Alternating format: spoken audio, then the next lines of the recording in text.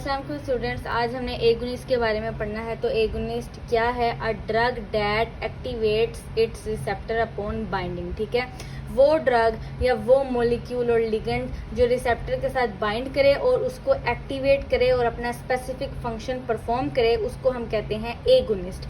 Agonist की आगे से 3 मेजर टाइप्स हैं। ठीक है, फुल एगोनिस्ट, पार्शियल एगोनिस्ट और इनवर्स एगोनिस्ट। फुल एगोनिस्ट क्या होता है?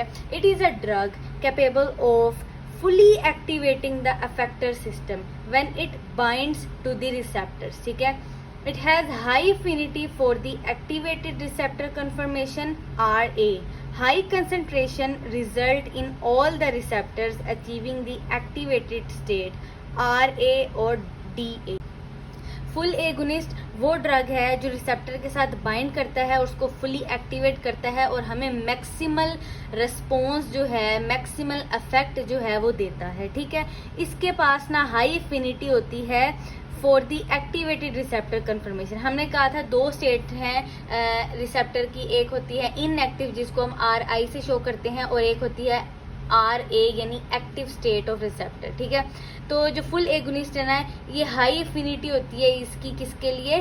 RA के लिए, यानी ये RA के साथ एक्टिव रिसेप्टर के साथ जल्दी बाइंड करता है। ठीक है, हाई कंसंट्रेशन जब होती है ना फुल एगोनिस्ट की, तो तकरीबन सारे के सारे जितने भी रिसेप्टर पड़े होते हैं ना, वो एक्टिव स्टेट में आ जाते हैं। ठीक है, D से मुराद है ड्रग। ठीक है, एक्टिव ड्रग और एक्टिव रिसेप्टर का आपस में कॉम्प्लेक्स बन जाता है।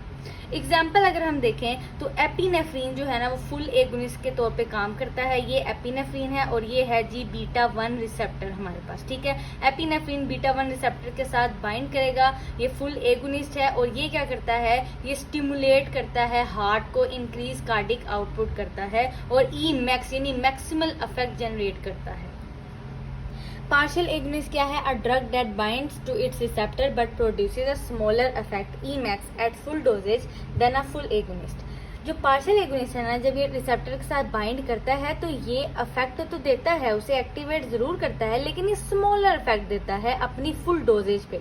ठीक है, ई मैक्सिमम नहीं देता, ये सब मैक्सिमल देता है। ठीक है, कम इफेक्ट देता है as compare to full agonist. ठीक है, in the presence of a full agonist, a partial agonist acts as an inhibitor. जब फुल एगोनिस्ट प्रेजेंट हो और साथ हम पार्शियल एगोनिस्ट भी दे दें, तो पार्शियल एगोनिस्ट क्या करता है? ये सारे के सारे रिसेप्टर्स पर बाइंड कर जाता है और फुल एगोनिस्ट के लिए रिसेप्टर छोड़ता ही नहीं, जिसकी वजह से हमें ई मैक्सिमम जो है वो नहीं मिलता। तो हम कहते हैं कि जो पार्शियल एगोनिस्ट है ना, वो इनहिबिटर के तौर पे काम करता है जब फुल एगोनिस्ट होता है। इस चीज को हम एग्जाम्पल के थ्रू समझते हैं। लेट्स से हमारे पास ये सारे बीटा रिसेप्टर्स मौजूद हैं। ठीक है, ये के सारे हमारे पास क्या हैं? बीटा रिसेप्टर हैं। ये है जी एपिनेफ्रीन जो फुल एगोनिस्ट है और ये बीटा रिसेप्टर के साथ बाइंड करके जो है मैक्सिमल इफेक्ट वो हमें देता है।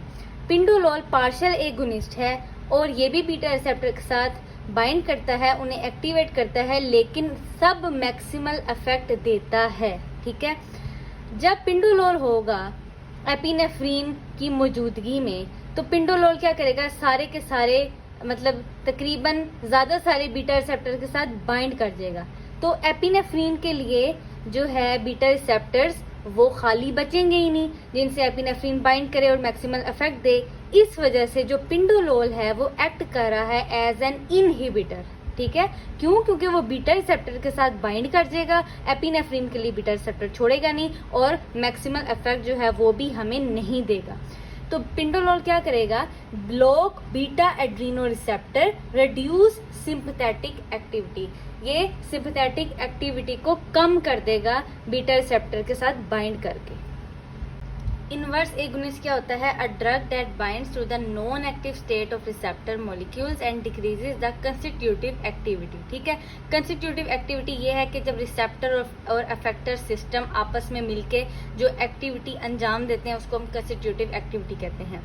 इनवर्स एगोनिस्ट क्या करता है? ये non active state of receptor के साथ बाइंड करता है और उसकी जो एक्टिविटी है उसको डिक्रीज कर देता है। ठीक है, इसके पास हाई एफिनिटी होती है for the inactive state of receptor के लिए। ठीक है, एग्जाम्पल गाबा ए रिसेप्टर हमारे पास मौजूद है। नॉर्मली इसके साथ बाइंड होना चाहिए म्यूसिमोल जो एगोनिस्ट है और वो रिलैक्सेंट इफेक्ट कॉज करता है बॉडी में, ठीक है। लेकिन इनवर्स एगोनिस्ट आता है ये ग्रीन में, जिसका नाम है बीटा कार्बोलिन, और आके गाबा ए रिसेप्टर के साथ बाइंड कर जाता है और ये उलट इफेक्ट कॉज करता है एगोनिस्ट से। ये एजिटेशन इफेक्ट्स कॉज करता है ऑन नर्वस सिस्टम, यानी एक्साइटेटरी इफेक्ट प्रोड्यूस करता है, जिसकी वजह से ट्रेमर्स प्रोड्यूस होते हैं।